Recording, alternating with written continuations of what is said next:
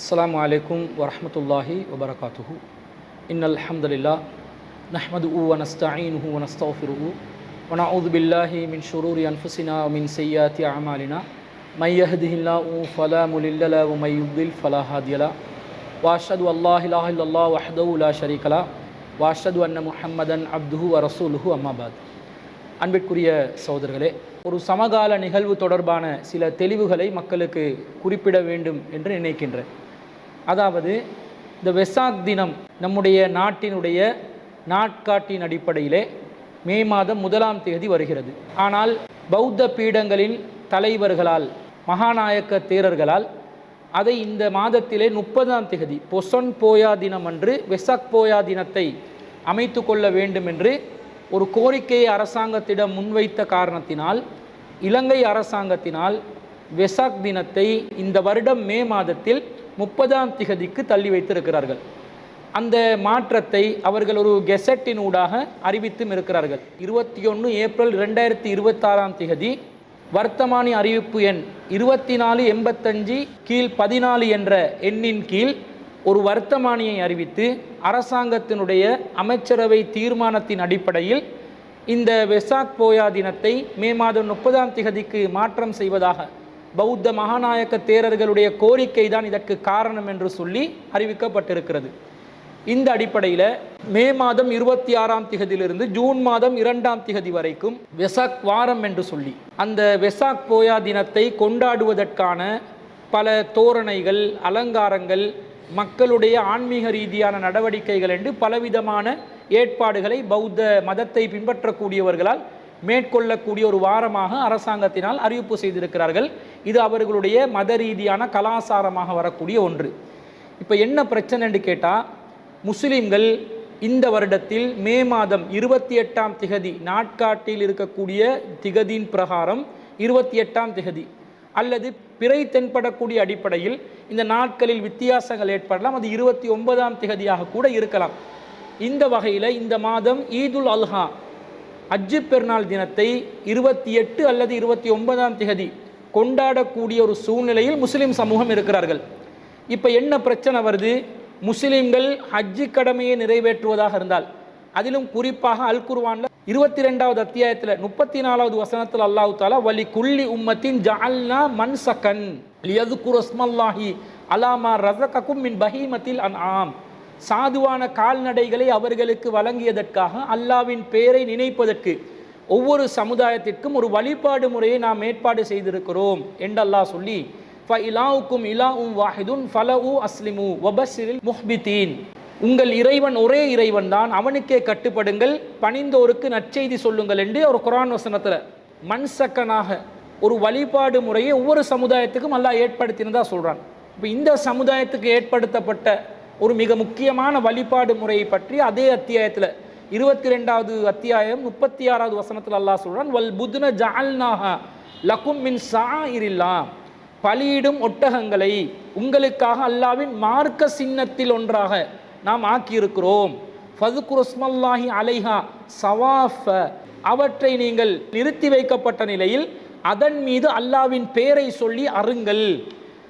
வஜ்பத் ஜுனூபுஹா, அது கீழே சாய்ந்த பிறகு, விலாப்புறமாக விழுந்த பிறகு, ஃபகுலூ மின்ஹா, அதிலிருந்து உண்ணுங்கள். வஅதிமுல் கானிஅ வல் முஅத்தர்ர, யாசிப்பவர்களுக்கும் யாசிக்காதவர்களுக்கும் அதிலிருந்து வழங்குங்கள், உணவு வழங்குங்கள். கதாலிக்க சஹர்நாஹா லக்கும் லஅல்லக்கும் தஷ்குரூன், நீங்கள் நன்றி செலுத்துவதற்காக வேண்டி இவ்வாறே அல்லாஹ் உங்களுக்கு இந்த பலியிடும் ஒட்டகங்களை அல்லாஹ் தஆலா பயனடைய செய்தான் என்று சொல்கிறான். அப்போ முஸ்லிம் சமூகத்துக்கு இருக்கக்கூடிய மிக முக்கியமான ஒரு வணக்க முறையாக, வழிபாடு முறையாக குர்பானி என்ற அந்த வணக்க வழிபாடு இருக்கிறது. ஹஜ்ஜு பெருநாள் என்று சொன்னாலே அதுக்கு இன்னொரு பேர் என்ன? யௌமுன் நஹர், அறுத்து பலியிடும் நாள். அப்போ அறுத்து பலியிடும் நாளாக ஆடு, மாடு, ஒட்டகங்கள் போன்ற ஒரு சாதுவான கால்நடையை அல்லாஹ்வுக்காக வேண்டி அறுத்து அதை ஏழைகளுக்கு விநியோகம் செய்வதற்காக, இந்த மாமிசங்களோ இரத்தங்களோ அல்லாஹ்க்கு நாங்கள் பலியிடுவது கிடையாது, அல்லாஹ்க்கு நாங்கள் பூஜை செய்வது கிடையாது. அல்லாஹ்வின் பெயரை சொல்லி எந்த இறைவன் அவற்றை படைத்தானோ அந்த இறைவனுடைய அனுமதியை எடுத்துக்கொண்டு அவற்றை அறுத்து அதன் மாமிசங்களை அறுப்பவர்களுக்கும் ஏழைகளுக்கும் அதை தேவைப்படுபவர்களுக்கும் விநியோகம் செய்யக்கூடிய விதத்தில் தான் இந்த குர்பானியை அல்லாஹ் அமைத்திருக்கிறான். அதையும் அல்லாஹ் சொல்கிறான் 22வது அத்தியாயம் 37வது வசனத்தில், லை யனாலல்லாஹ லுஹூமுஹா வலா திமாஉஹா, அவற்றின் மாமிசங்களோ இரத்தங்களோ அல்லாஹ்வை அடையாது. வலாக்கின் யனாலுஹு தக்வா மின்கும், மாறாக உங்களிடம் இருக்கக்கூடிய தக்வா தான் அவனை அடையும். கதாலிக்க சஹரஹா லக்கும் லிதுகப்பிருல்லாஹ அலா மா ஹதாக்கும், அல்லாஹ் இவற்றை உங்களுக்கு வசப்படுத்தி தந்திருப்பது நீங்கள் அல்லாஹ் உங்களுக்கு வழிகாட்டிய பிரகாரம் அல்லாஹ்வை பெருமைப்படுத்த வேண்டும் என்பதற்காக. வபஷ்ஷிரில் முஹ்சினீன், நன்மை செய்பவர்களுக்கு நற்செய்தி கூறுவீராக என்று நபியை பார்த்து அல்லாஹ் சொல்கிறான். அப்போ இந்த இரத்தங்களையும் மாமிசங்களையும் அல்லாஹ்க்கு பூஜை செய்து அதை அல்லாஹ்க்கு நாங்கள் கொடுக்கறதுனால அல்லாஹ்வுடைய மகத்துவத்தை மேலோங்க செய்ய வேண்டும், இப்படி நோக்கமெல்லாம் கிடையாது. அல்லாஹ் என்றும் மகத்துவமானவன். இந்த மாமிசங்களை ஏழைகளுக்கு கொடுக்கணும், ஏழைகள் இதன் மூலமாக பயனடையணும், அறுப்பவர்களும் அந்த மாமிசத்தை உண்டு அவர்களும் மகிழலாம் என்ற நோக்கத்தில் மனிதாபிமானத்தோடு மனிதர்களுக்கு உணவளிக்கக்கூடிய விதத்தில் தான் இந்த கிரியையை இறைவன் ஏற்படுத்தியிருக்கிறான். இந்த குர்பான் என்ற வணக்கம் முஸ்லிம்கள் ஹஜ்ஜி பெருநாள் தினத்தில் செய்ய வேண்டும். நம்முடைய நிலைப்பாடு மார்க்க ஆதாரத்தின் அடிப்படையில் அது ஹஜ்ஜி பெருநாள் தினம் அன்று மாத்திரம்தான் கொடுக்கப்பட வேண்டும். ஹஜ்ஜி பெருநாள் அல்லாத அந்த ஐயாமு தஷ்ரீக் என்று வரக்கூடிய 11, 12, 13 ஆகிய நாட்களில் குர்பானி செய்வதற்கு எந்த ஒரு மார்க்கத்தில் ஆதாரமும் இல்லை என்பது நம்முடைய நிலைப்பாடாக இருந்தாலும், பெரும்பாலான முஸ்லிம்களுடைய நிலைப்பாடு என்ன, ஹஜ்ஜி பெருநாள் அன்றும் அதற்கு அடுத்தடுத்து வரக்கூடிய 11, 12, 13 ஆகிய நாட்களில் இந்த குர்பானியை நிறைவேற்றணும் என்ற கருத்தில் இருக்கிறாங்க. இப்படி இருக்கும் பொழுது இலங்கை அரசாங்கம் வெசாக் தினம் என்று சொல்லி, வெசாக் வாரம் என்று சொல்லி மே மாதம் 26ஆம் தேதியிலிருந்து ஜூன் 2ஆம் தேதி வரைக்கும் ஒரு வாரத்தை அறிவித்திருக்கும் பொழுது அதில் புத்த பெருமான் பிறந்த நாள் போயா தினம் வருகிறது. இந்த மாதிரி சூழ்நிலையில் முஸ்லிம்கள் அறுத்து பலியிடும் காரியத்தில் ஈடுபடுவது சிரமமாகிவிடும் என்ற மாதிரி ஒரு சூழ்நிலை வருகிறது. இப்படி வந்தால் ஒரு குழப்பமான சூழ்நிலை ஏற்படுமா இல்லையா? பௌத்த மக்கள் ஆன்மீக ரீதியாக அவர்கள் கடைபிடிக்கின்ற ஒரு செயற்பாட்டுக்கு நேர் மாற்றமாக இஸ்லாமிய மார்க்கத்தில் ஆன்மீக ரீதியாக கடைபிடிக்கக்கூடிய ஒரு செயற்பாடு வலியுறுத்தப்பட்டிருக்கிறது. அப்போ இது முன்னுக்கு பின் முரண்படக்கூடிய ஒரு சூழ்நிலை வந்தால் ஒரு சமூகத்தில் சர்ச்சை ஏற்படலாம், சமூகத்தில் ஒரு சுமூகமான ஒரு சூழ்நிலை இல்லாமல் போகலாம், சட்ட ஒழுங்கு பாதிக்கக்கூடிய விதத்தில் எதுவும் பிரச்சனைகள் நடக்கலாம் என்ற ஒரு பதட்ட நிலை முஸ்லிம் சமூகத்திலும் பௌத்த மக்கள் மத்தியிலும் காணப்பட்டு வருகிறது. இந்த நிலையில் இதுக்கு என்ன தீர்வு என்று அரசாங்கத்திடம் கேட்கும் பொழுது மத மற்றும் கலாச்சார விவகாரங்களுக்கான பிரதி அமைச்சராக செயற்படக்கூடிய முஹம்மது முனீர் முலாஃபர் அவர்கள் ஒரு அறிவித்தலை போடுறார். என்ன அறிவித்தல்? அவர் வாய் வழியாக ஒரு தகவலை அறிவிக்கின்றார். குர்பானி கடமைகளை, ஹஜ்ஜி கடமைகளை நிறைவேற்றுவதற்கு, அமைதியாக நடத்துவதற்கு எந்த தடையும் இல்லை என்று அறிவித்திருக்கிறார். இவர் இப்படி அறிவித்திருக்கும் போது அரசு தரப்பிலிருந்து பௌத்த மக்களை சேர்ந்த சில மதகுருமார்கள், அந்த மதகுருமார்களுக்கு அந்த சமூகத்தின் அங்கீகாரம் இருக்கிறதா இல்லையான்றது சர்ச்சை இருக்கிறது என்றாலும் ஒரு சாரார் என்ன செய்யறாங்க, அவங்க இது சுமூகமான சூழ்நிலை சீர்குலைந்து விடும், எனவே இது குறித்து அரசாங்கம் ஒரு தீர்மானம் எடுக்கணும், ஒரு ஒழுங்குமுறையை அறிவிக்கணும் என்று சொல்லி ஒரு கோரிக்கையை முன்வைத்து கொண்டிருக்கக்கூடிய நிலையில் இது வெறுமனே வாய் வார்த்தையால் முஸ்லிம்கள் ஹஜ்ஜி கிரியை நிறைவேற்றுவதற்கு, குர்பானி கடமைகளை நிறைவேற்றுவதற்கு எந்த தடையும் எந்த பிரச்சனையும் வராது என்று அறிவிப்பது என்பது போதுமானதாக இல்லை.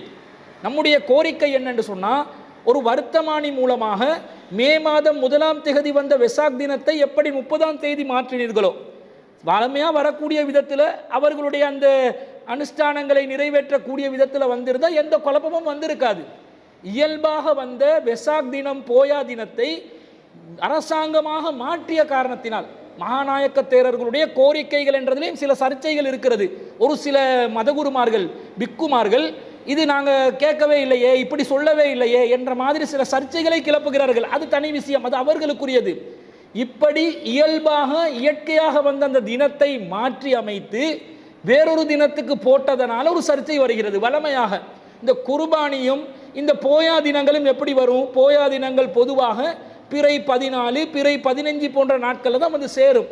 முஸ்லிம்களுடைய ஹஜ்ஜி பெருநாளுடைய தினமும் அதற்கு பிறகு வரக்கூடிய தஸ்ரீக்குடைய நாட்களையும் தாண்டி தான் போயா தினம் வரக்கூடிய சூழ்நிலை இருக்கும். அது பிறை 13இல் வந்து விட்டது என்று சொன்னால் அந்த 13வது தஸ்ரீக் தினத்தை தவிர்த்து கொண்டு முஸ்லிம்கள் என்ன செய்வார்கள்?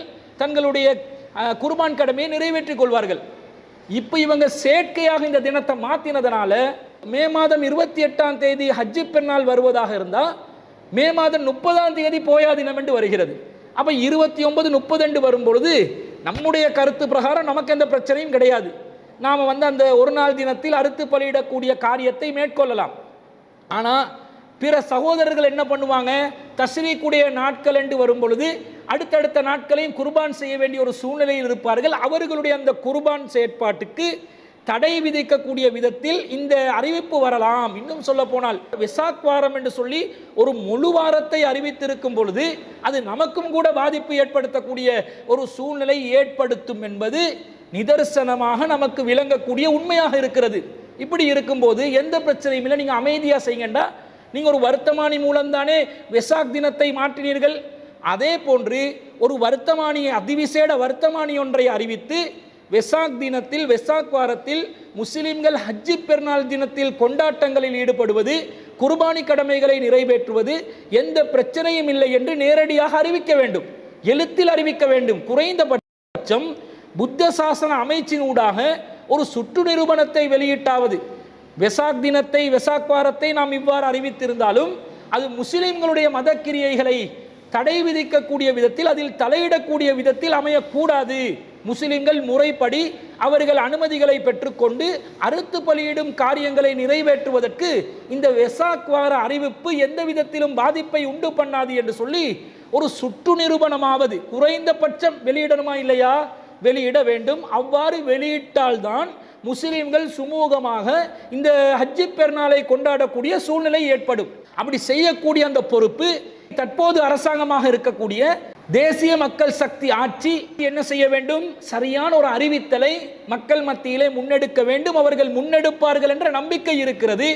ஆனால் அதற்காக அவர்கள் எழுத்தில் வர்த்தமானி மூலமாக அறிவிக்க வேண்டும் என்பதை நாங்கள் வலியுறுத்தி கோரிக்கையாக முன்வைத்துக் கொள்கிறோம்.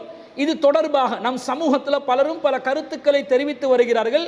இன்றைய தினம் சட்டத்தரணி நுஸ்ரா அவர்கள் இது சம்பந்தமாக ஒரு வீடியோவும் வெளியிட்டிருக்கிறார்கள், கோரிக்கையை எழுத்தில் முன்வைத்திருக்கிறார்கள். இப்படி பல தரப்பட்ட தரப்புகளிலிருந்து, பல அமைப்புகளிலிருந்து இது சம்பந்தப்பட்ட கோரிக்கை முன்னெடுக்கப்பட வேண்டும். அப்போதுதான் அரசாங்கம் இதற்குரிய எழுத்து ரீதியான அறிவித்தலை உத்தியோகபூர்வமாக வழங்குவார்கள் என்பதை நாங்கள் முதலாவது விஷயமாக பதிவு செய்து கொள்கிறோம். இது தொடர்பாக இன்னும் ஒரு விஷயத்தை முன்வைப்பதற்கு நான் விரும்புகிறேன். என்ன விஷயம்? இந்த போயா தினத்தில் பிராணிகளை அறுக்கக்கூடாது என்று இலங்கை சட்டம் சொல்கிறது என்றொரு கருத்து இருக்கிறது. இந்த போயா தினத்தில் பிராணிகளை அறுக்கக்கூடாது என்ற இலங்கை சட்டம் எப்படி இருக்குது, அதை முழுமையாக நாங்கள் தெரிந்து கொள்ள வேண்டும். எப்படி வருது என்று சொன்னால், இந்த சட்டத்தில் தெளிவாக போயா தினத்தில் நீங்கள் பிராணிகளை அறுக்கக்கூடாது என்ற ஒரு தடை இருக்கிறது. அந்த தடை எப்படி வருது என்று சொன்னால், விடுமுறை நாட்கள் குறித்து 1971ஆம் ஆண்டின் 29ஆம் இலக்கத்தை கொண்ட இலங்கையின் பாராளுமன்ற சட்டத்தில் என்ன வருகிறது என்று சொன்னால், போயா தினங்களில் மற்றும் ஞாயிற்றுக்கிழமை நாட்களில் விடுமுறைகள் குறித்து சட்டங்களை பற்றி பேசுகிறது. அதிலே 14வது எண்ணை கொண்ட சட்டத்தில் என்ன சொல்லப்படுகிறது? No person shall on any full moon poya day slaughter any animal for the purpose of sale or sell or offer for sale the flesh of any animal என்றுதான் குறிப்பிடப்பட்டுள்ளது. அதனுடைய அர்த்தம் என்ன? ஏதேனும் ஒரு பௌர்ணமி போயா தினத்தில் எந்த நபரும் விற்பனை நோக்கத்திற்காக எந்த ஒரு விலங்கையும் அறுக்கக்கூடாது, அல்லது எந்த விலங்கின் இறைச்சியையும் விற்கவோ விற்பனைக்கு வழங்கவோ கூடாது என்றுதான் அந்த சட்டத்தில் இருக்குது. சட்டம் என்ன சொல்லுது? போயா தினத்தில் வியாபார நோக்கத்தில் அறுக்காதீங்க, வியாபாரத்துக்காக வேண்டி பிராணிகளை அறுத்து நீங்கள் விற்பனை செய்யாதீர்கள், விற்பனை செய்கின்ற நோக்கத்திற்காக அறுக்காதீர்கள் என்றுதான் சட்டத்தில் இருக்குது. அப்போ முஸ்லிம்கள் குர்பானி என்றதை நிறைவேற்றுவது விற்பனை நோக்கத்தில் செய்கிறோமா? இல்லை. அது ஒரு ஆன்மீக ரீதியாக, மத ரீதியான ஒரு கிரியையாக, நன்மையை எதிர்பார்த்த ஒரு காரியமாக, புண்ணிய காரியமாக முஸ்லிம்கள் அதை நிறைவேற்றி வருகிறார்கள். இப்போ இந்த சட்டத்தின் மூலமாக குர்பான் நாள் அன்று சரியாக போயா வந்து விழுந்தாலும் அந்த நாளில் குர்பான் என்ற காரியத்தை நிறைவேற்றுவதற்கு தற்போது உள்ள சட்டத்தில் ஏதாவது தடை இருக்குதான்னு கேட்டால் தடையிலான நடைமுறையில் என்ன செய்கிறாங்க?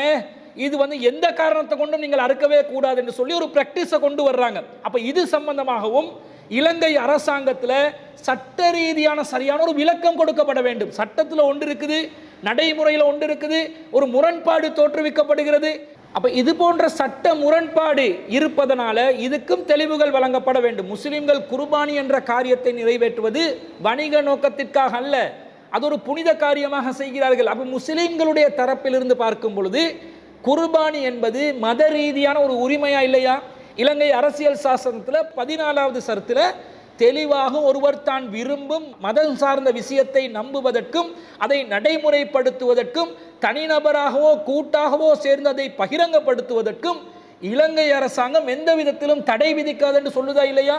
அப்ப இலங்கையிட தாய் சட்டம் மத ரீதியான ஒரு காரியத்தை நிறைவேற்றுவது தடை இல்லை என்று சொல்லுகின்ற நேரத்தில் விற்பனைக்காக விலங்குகளை அறுக்க கூடாது என்ற சட்டம் எந்த வகையில இதற்கு முரண்பாடாக நிற்க முடியும் என்பதையும் நாங்கள் சிந்திப்பதற்கு கடமைப்பட்டிருக்கிறோம். எனவே இதையும் கருத்தில் கொண்டு அரசாங்கம் இது சம்பந்தமாக தெளிவான ஒரு நிலைப்பாட்டை அறிவிக்க வேண்டும். ஹஜ் பெருநாள் தினத்தில் குர்பானி பணிகளை செய்வதற்கு முஸ்லிம்களுக்கு எந்த ஒரு இடையூறும் வரக்கூடாது என்ற அறிவித்தலை வர்த்தமானி மூலமாகவே இலங்கை அரசாங்கம் அறிவிக்க வேண்டும். அல்லது குறைந்தபட்சம் மத விவகாரங்களுக்கான அமைச்சினூடாக ஒரு சுற்று நிறுவனம் மூலமாகவது இந்த தகவலை உத்தியோகபூர்வமாக இலங்கை அரசாங்கம் அறிவிக்க வேண்டும் என்பதோடு இந்த குர்பானி சம்பந்தமாக போயா தினத்தில் பிராணிகளை அறுப்பது சம்பந்தமாக நன்மையான காரியமாக மார்க்க அனுஷ்டானமாக ஒரு விலங்கை அறுப்பது குறித்து சட்டம் இதிலே தடை விதிக்கப்பட்ட நிலையில் இருக்கிறதா இல்லையா என்பதையும் தெளிவுபடுத்தக்கூடிய விதத்தில் இது சம்பந்தப்பட்ட ஒரு நிலைப்பாட்டை அரசாங்கம் அறிவிக்க வேண்டும் என்பது சிலோன் தௌஹீத் ஜமாத்தின் மிக முக்கியமான கோரிக்கையாக இந்த இடத்திலே நாம் பதிவு செய்கின்றோம். இது இந்த சமகால நிகழ்வாக முஸ்லிம்களும் தெளிவு பெற வேண்டிய, முஸ்லிம் அல்லாதவர்களும் தெளிவு பெற வேண்டிய ஒரு முக்கியமான விவகாரம் என்பதனால இதை இன்ற வாரத்தில் சமகால நிகழ்வுக்குள்ளே நாம் எடுத்து அது சம்பந்தமான விளக்கங்களை தந்திருக்கிறோம்.